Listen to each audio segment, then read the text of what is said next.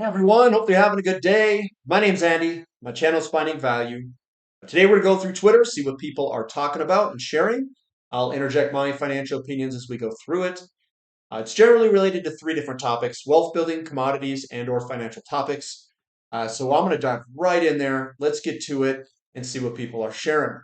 If you want to follow me, it's at finance. And if you want to join our community, finding-value.com is where I dive deeper into these topics. I dive deeper into the companies. I show you what I'm looking at, what forms my opinions on the markets in terms of a lot of these conditions. I show you how to use ratios. We can do it with physical metals. We can do it with individual sectors.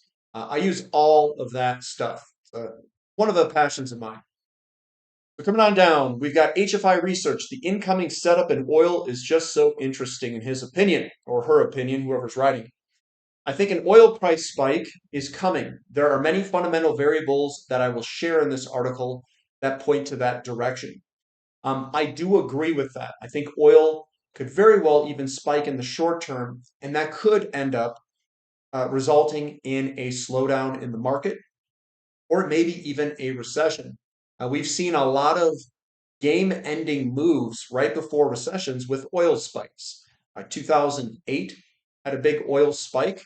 That was right before the slowdown in the market. And it could be something that, I guess, pricks the bubble if we do get that slowdown. But the fundamentals of oil in the short term and in the long term, I think, look very good. I think they look very good. But that doesn't mean that we go up automatically.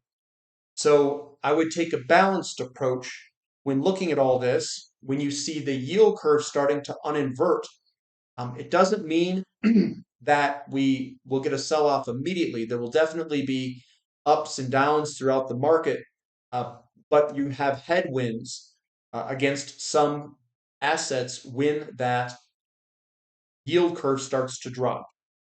I'll just say that. But there very well could be an oil price spike in the short term.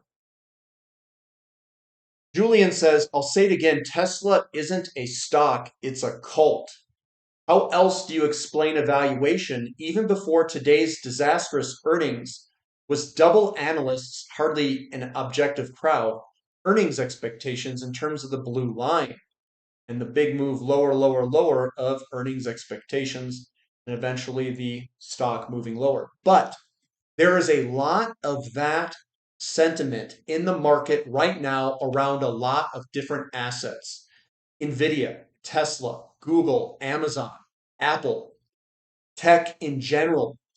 These people are following it and saying, like, it's basically a cult. I would also extend that to crypto. Crypto like Bitcoin and Ethereum. It is a cult following. And that is generally where you have the highest amount of risk, is when you have a mismatch between valuation, the sentiment, and the pricing of the stock and how that could potentially turn into a top, is what I would say there. So I would be real careful around these cult-like followings in some of these sectors. That is generally where risk is the greatest. North Star says Bitcoin can overcome the doom dome, but knowing it's there is important. Much more explanation in the attached short podcast that they're talking about. We've got point 1, 2, 3, 4, 5. Could this be rolling over? I don't know, and I don't know if they know either. We're all kind of observing what's going on, but they're simply stating that this could be a quote doom dome, where we could eventually work our way lower if that pans out. And what makes me think that this could be a doom dome, what they call it? Well, if we get the NASDAQ to roll over, if the yield curve comes uninverted, the unemployment rate starts to move higher, which is definitely positioned for a move higher. Well, all the pieces of the puzzle fit together where this doom dome could easily make sense. We're also seeing the safe haven assets that have broken to the upside, like gold, silver. We could potentially see bonds break a downtrend. It's putting all of the pieces of the puzzle together to make an opinion of where something could go based off of the positioning of the market. So this very well could be the case, and this could be the ultimate top of Bitcoin for a little while. It could be. Now, we could all be wrong, or not then, but I could be wrong by stating that, and we could break higher here, and things could go up for a period of time longer. Or maybe Bitcoin just goes to some ridiculous level, and everyone in the world wants to adopt Bitcoin, and all of those uh, details that people think are going to occur, maybe they do materialize. I don't think they will. I think Bitcoin and the stuff underneath Bitcoin looks pretty scamish to me, but that's me. That's only one opinion. I think a lot of those people are overlooking all of that, specifically Tether. The on ramps and the off ramps in a lot of these markets are pretty questionable. One of them has already gone bankrupt. And some of these other ones, I don't know how valid of companies they really are. But yeah, that's what I'll say there. So we'll watch this together on here and see if this does roll over. Correlation economics says, I don't see commodity boom. Do you? Copper, nickel, iron ore, zinc, tin, palladium are all crashing. Well, I think that needs to fit within the bigger overall cycle. Yes, we don't currently have a commodity boom going on this second in the short term. In the longer term, which is secular. So this person may not know the difference between secular and cyclical. A commodity boom is coming based off of the supply demand imbalances of all these different commodities. But that doesn't mean that you go from the bottom straight to the top. It generally moves in waves. You can learn that from Elliott wave analysis. You have wave one, a wave two pullback, wave three, a wave four pullback, and wave five. That also occurs, and in my opinion, has occurred in a lot of these cryptos and also in technology stocks. So we look at this, yes, you might be seeing in the short term, I don't understand, there's no boom here. Well, they don't understand the markets in the longer term, in my opinion. You're going to be moving in waves. We are in wave two for a lot of these commodities. Some of them have come off the bottom. Some of them still haven't made the bottom of wave two. If we see a slowdown in the market where the yield curve uninverts, commodities will not go up in that market condition. It will most likely go down in the short term. After that, after we get through that, what I think is going to occur is you're going to see rates come down, the dollar go down, and that's where your boom will come. That is my opinion. Game of trades, big rises in unemployment have coincided with sharp market declines. Once the labor market cracks, it's game over. I actually agree with this.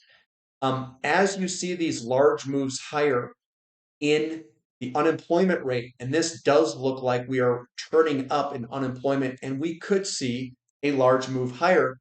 That has coincided with the S&P 500 topping and pulling back.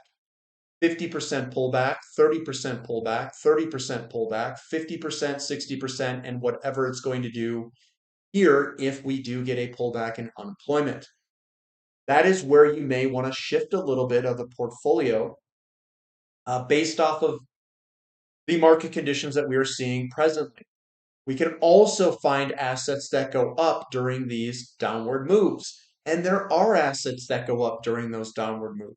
It's not that everything gets sold off. And depending on how fast these do sell off, there can be periods where everything gets yanked down. This is also an incredible opportunity to buy assets at these bottoms here if it does occur. If it occurs and you have purchased the bottom of some of these emerging market assets when the dollar weakened in 2002 to 2008, or all the way to 2011, depending on the stock that you're looking at and depending on where it topped, some companies went up 50 to 60x in that 4 or 5 year period.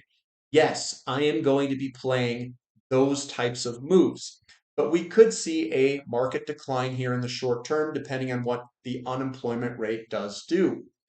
You want to keep your options open, in my opinion. You want to look at assets that could go up in this decline, and it doesn't mean that you sell everything out of your portfolio. You might have some of those to balance it out. And you can use symmetry, it's called asymmetry, where you can balance the portfolio out with a certain percentage of the portfolio if we do get a slowdown, and it could impact some of the other commodity stocks that you own. Coming down to JC Parrots, it says technology relative to the S&P 500 now all the way back to the March of 2000 highs. It only took them 24 years. So this is the cycle, the downward cycle. In '02, this is where we ripped. We had a declining dollar, we had interest rates that were low, and that's what ripped the housing market and a lot of those emerging market equities. We're in the same situation as we were in 2000, and that's exactly where I think we're located. I think we're in a tech bubble, and I think we could easily roll over here and pull on back. I'm not saying that it will just completely decline here. We could decline and pause for a little bit, just like we did 2000, 2001. But this eerily looks familiar here. Missy Felder says, this chart is our way of measuring how much growth markets are pricing into current index levels. Right now, we need strong earnings results and follow through in guidance to support the market or push it higher at these levels. Basically, what he's saying is that we need a bunch of growth and a lot of forward guidance of good growth to stay at these overbloated levels that we are at. That's the overbloated levels. And all of this that I'm sharing is interconnected. The slowdown will cause the overbloated levels to fall. That is what I'm saying is coming in the future. And I'm just tying this all together for all of you guys. Commodities are underpriced, but they're also signaling the overbloated levels of this. They know that when this falls, that it could impact the commodity prices. It's all interconnected. It says if you're making an investment based on a long-term trend, don't have a short-term strategy. If you think copper price could double in 5 years, don't have a 3-week outlook. Don't have a 3-month outlook. Don't have a trauma holding copper stock over a long weekend. Keep the long-term strategy in place. Eric Nuttall. Is a Trump presidency bullish or bearish for the oil price? The consensus seems to be bearish, as they'll ask E&Ps to drill baby drill, plus demand a peace treaty between Ukraine and Russia resulting in more Russian crude. In their opinion, they disagree. U.S. shale is quickly approaching its twilight. Well productivity is getting worse, wells are getting gassier, Tier 1 and stay flat inventory depletion is real, and the necessity for material return of capital is gospel. What is Russian production? Year to date, Jan to June, overproduction to deal equals 480,000 barrels per day, and their June exports are 75,000 barrels per day above their trailing 2-year average.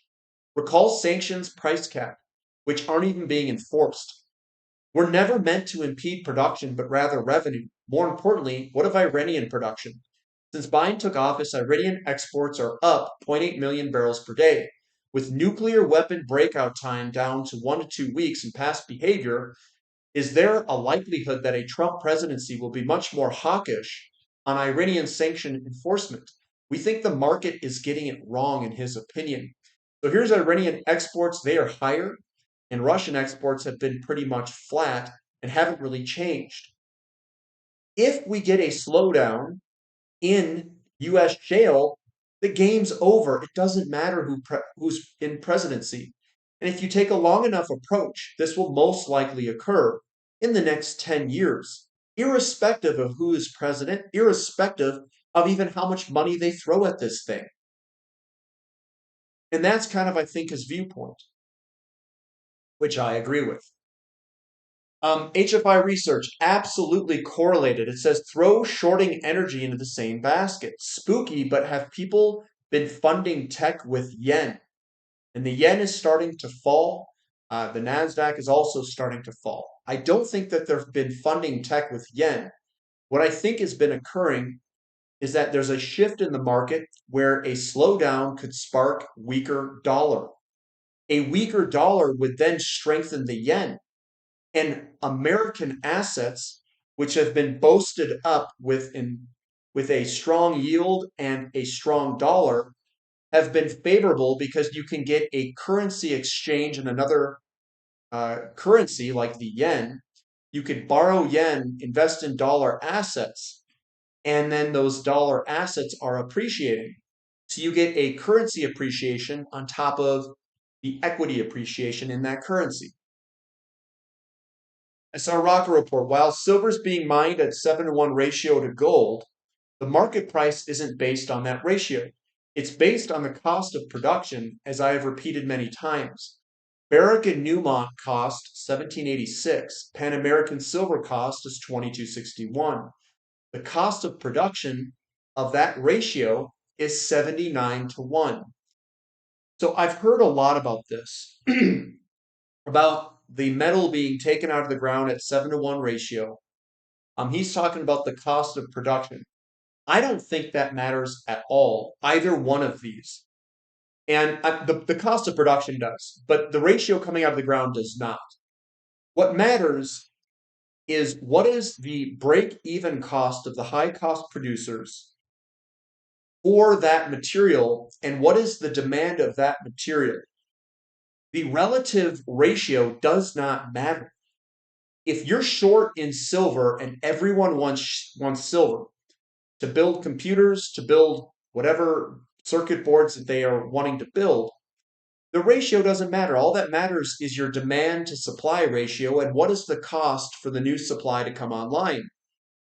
Then you need to also look at what are the cost curves doing? Are they going up or are they going down? Is it getting more expensive to get out of the ground because of inflation? That's the value of the dollar. My opinion, we've been in an overabundance of materials in this world. We've had abundance of a lot of different things.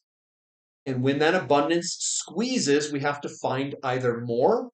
And if there isn't more that we can find, then the price continues to go up and demand needs to be destroyed until that supply comes online at some point. That's the market. This breaking, the Magnificent Seven have now erased over 500 billion of market cap just today. It is starting to sell off. Is this the beginning of the sell-off? I tend to think it's probably pretty close, or we're after the beginning of the sell-off. It's already occurred. Bullish trend, we have inventory draws in crude oil. Crude minus 3.7, Cushing's minus 1.7, gasoline's down 5.5 million barrels, and distillates is down. That's actually a pretty big draw across the board. Here's yields. Yields will go down, and this time is not different. 10-year yield coming back potentially, and we've had other ones which all are signaling recessions in previous years. Are we in a recession? Could we see a crash in yields? We very well could in the short term. And it will not break that. I think it'll be a retest of the breakout of the downtrend in the 40-year downtrend of yields. The biggest thing about making money is time. You don't have to be particularly smart. You just have to be patient. Warren Buffett. And I have adopted that wholeheartedly. Breakwave, VLCC rates are showing signs of recovery after hitting a low point last week, marking a turning point following nearly 2 months of decline. We're starting to see strength in VLCC rates, which are tanker rates for oil shipping. Those are turning on up. Patrick Kiram says, yikes, in Amazon daily log chart. Says, can somebody check on Jeff Bezos? I don't think we need to check on Jeff. He already sold out, boys. Which also makes me think that we were probably at a top. Here we are selling on off, and we're right at support. We'll see if that support holds. We break below that support. Not going to look pretty, guys. Not going to look pretty. Mike Zaccardi says Goldman, U.S. small cap rotation triggered by macro, boosting by positioning, another leg today. It's one of the largest moves in the Russell versus the NASDAQ. We could be seeing money rotation out of tech and into small caps. It says rates relief likely to trigger a Russell rally. Agreed. U.S. small caps had the largest rally while non-U.S. cyclicals lagged. Positioning likely exacerbated the move. Yes. What do bonds know? Exiting inversion. Exiting inversion. Important, looks to be a historic day. Implications are high. So the 2 and 30, when this breaks here and heads higher, that's when your slowdown occurs. We could already be starting that. Game of trades. History tells us it's about to get ugly. It says more inversion days equals a deeper drawdown. We're already at 700 plus 700 days. It's only occurred in 1929. I don't think that these data points are the same. I think the data point of the year 2000 would be a good data point. 29, 2008, 74, 2020 is, I'm going to not hit that one. 69, those are all housing market crashes. And 89 as well. 89 is a housing market crash. It occurred in 89, 90. These housing market crashes are not the same. So I don't think the days of inversion is a direct correlation of how big the drawdown will necessarily be.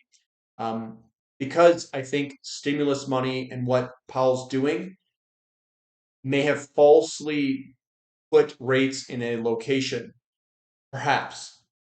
I don't think we're going to get a housing market crash. These are all housing market crashes that he basically has up here. So I would be hesitant to use this chart at face value, is what I'll say. Here's interesting. China's crude oil storage is 63 million barrels below last year. So they are eating through some of their oil inventories. Eric Nuttall says it's not just us saying it anymore. Canada's time has come, and it will be ongoing. Meaningful share buybacks funded by record free cash flow and allowed by fortress strength balance sheets that will, in our opinion, continue to drive a re-rating. I completely agree. So here's, you got to look at this from this way. If oil is in such abundance and we think that we have so much oil, then why is Canada, which is the swing producer, how are these guys making all this money and why are we having to turn them on? Because the world's going to get squeezed on oil here. And in my opinion, if shale does flatten and roll over, it'll probably flatten for a little bit. We'll see if it actually rolls over. We're going to squeeze this world of oil. And that is where inflation comes from. So inflation, when we looked at previous inflationary periods, 1970, the United States peaked in oil and production of oil, of conventional oil, peaked and we had nothing to replace it. And then what we did is we imported oil from around the world. Around the world had capacity to grow into. The entire world peaked in conventional oil in the mid 2000s. And we were pushing the price of oil up in the mid 2000s, and shale came about in America. And that shale held the oil price down for another 10 plus years.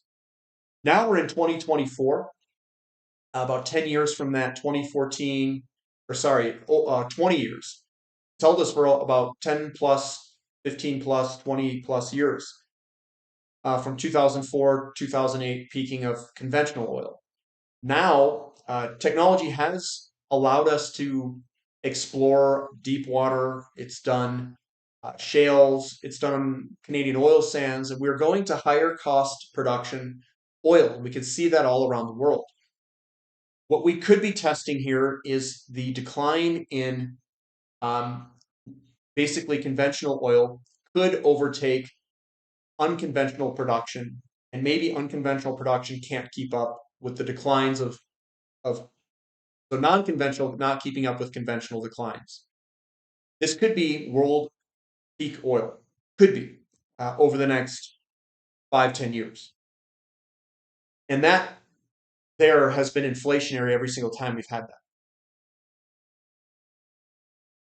Here is total commercial petroleum stock. So 11 million barrels week over week, which is the drawdown. The implied WTI fair value price is $75. So our $2 to $3 overvalue from current price, narrowing the valuation gap this week, is bullish stock data, and the WTI price move could still go down to the fair value of commercial stocks of $75. So our drawdowns in this dot plot is where oil should be priced based off historical pricing of where commercial inventory levels are at. I'm not sure if this takes into account days of coverage, but that's what we've got. Grady says the big silver breakout level using the yearly time frame is $31 or $32 an ounce, and it is now right up against that breakout level. The blue tightening arrow pattern means a breakout is given. Means one of the most significant breakouts in history is incoming. Do get prepared. As the mother of all very probable cup and handles, the bigger the base, the higher in space, is about to break out here on a yearly level candlestick. Get ready. It's coming. And the market conditions support this move. Gold and silver higher with that unemployment rate going up, the yield curve uninverting. It's all supportive of the move. This is going to be a big boy move. It's going to be fun. Gold divided by SPX, capital flows look like they are changing. Capital into gold will boost the commodity complex. Let's find assets that can outperform gold in the coming decade. And that's was sent to me. I completely agree. Gold's about to break out. That is our leader. What I think is going to occur is we're going to get a slowdown in the market. They're going to lower rates. The dollar's going to drop. Commodities are priced in dollars. Go look at historical prices of commodities after the tech bust in 2002-ish timeframe. That's where it starts. The big moves occurred. But we may need to go through a slowdown for them to have an excuse to lower interest rates. We still have a shortage in the housing market. That is still present. When they lower rates, the housing market and the loaning and credit creation from new homes being built will go into effect again, just like it did in 2001-2, aka Alan Greenspan blew up a housing bubble. It's the same setup. Okay, and I already went over that last time. So that's where I'm going to end it, guys. That's what I've got for today. Give me a thumb up for the content, subscribe to the channel, and we'll catch you guys next time. This is Finding Value.